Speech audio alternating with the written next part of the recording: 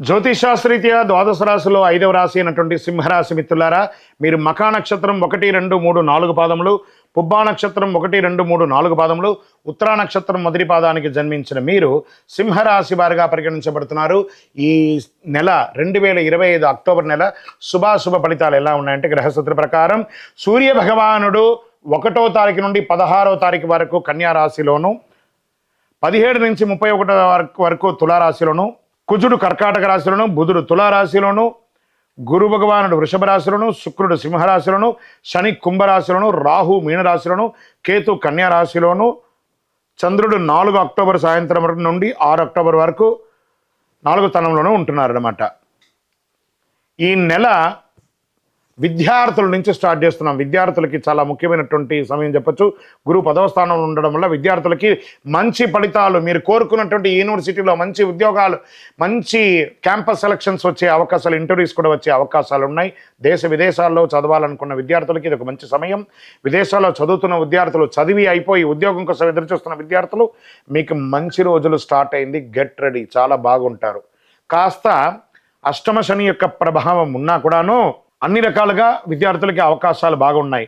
విదేశాల్లో ఉన్నటువంటి అవకాశం, విదేశాల్లో ఉన్నవారికి, వెళ్ళాలనుకున్న వారికి రాహు 8వ స్థానంలో ఉండడం వల్ల విదేశీ యాత్రలకు కాస్త ఆలస్యం అవుతుంది. కుజుడు 12వ స్థానంలో ఉండడం వల్ల ఖర్చులు పెరిగే అవకాశాలు కాస్త ఉన్నాయి. ఉద్యోగస్తులకి గురు భగవానుడు 10వ స్థానంలో ఉండడం వల్ల పదోన్నతి, కొత్త బాధ్యతలు వచ్చే అవకాశాలు ఉన్నాయి. శని భగవానుడు 7వ స్థానంలో ఉండడం వల్ల సహచరులతో కొంత విభేదాలు ఉన్న పై అధికారుల నుంచి కింద వారితో ఉన్నా కూడా కాస్త 17వ తారీఖు తర్వాత సూర్య భగవాను 3వ స్థానంలో ఉండడం కొత్త అవకాశాలు వచ్చే అవకాశాలను చిగురించుకుంటాయి. వ్యాపారస్తులకి శుక్రుడు స్వరాశిలో ఉండడం వల్ల వ్యాపారంలో గౌరవం, కొత్త కాంట్రాక్టులు, గురువు 10వ స్థానంలో ఉండడం వలన వ్యాపార విస్తరణ, రాహు 8వ స్థానంలో ఉండడం వల్ల రిస్కీ పెట్టుబడులకి జాగ్రత్త అవసరమని కూడా చెప్పడం జరుగుతుంది. కుటుంబ సభ్యులు సూర్యుడు 2వ స్థానంలో ఉండడం వల్ల మొదట 15 రోజులు కుటుంబంలో విభేదాలు రావచ్చు. మాస ద్వితీయంలో అన్నీ సర్దుకుపోతుంది. సోదర సోదరీమణులతో కాస్త విభేదాలన్నీ కూడా కొలికొచ్చాయి. కోర్టు వ్యవహారాల్లో కాస్త ఆలస్యమైన విజయం పొందే అవకాశాలు బాగా కనబడుతున్నాయి. రాజకీయ నాయకులకి గురు భగవానుడు 10వ స్థానంలో ఉండడం వలన గౌరవం పెరుగుతుంది. శని 7వ స్థానంలో ఉండడం వల్ల ప్రతిపక్షం నుంచి విమర్శలు కూడా ఎదుర్కొనే అవకాశాలు బాగా ఉన్నాయి. రైతులకి పంటలు సగటుగా ఉంటుంది. కొత్త పంటలు పెట్టుబడి పెట్టేటప్పుడు జాగ్రత్తగా ఉండండి. షేర్ మార్కెట్స్ గురువు 10వ స్థానం ఉండడం వల్ల పెట్టుబడులు లాభిస్తాయి.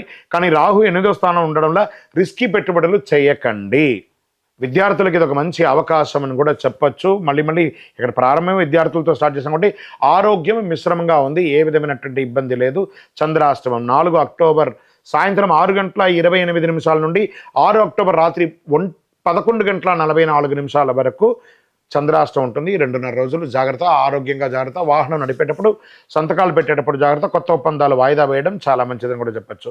పరిహారాలను తీసుకుంటే ఆదివారం రోజు సూర్యారాధన చేయండి. ఆదిత్య హృదయం పారాయణం చేయండి లేదా వినండి, యూట్యూబ్ ద్వారా ఎక్కడ వినండి.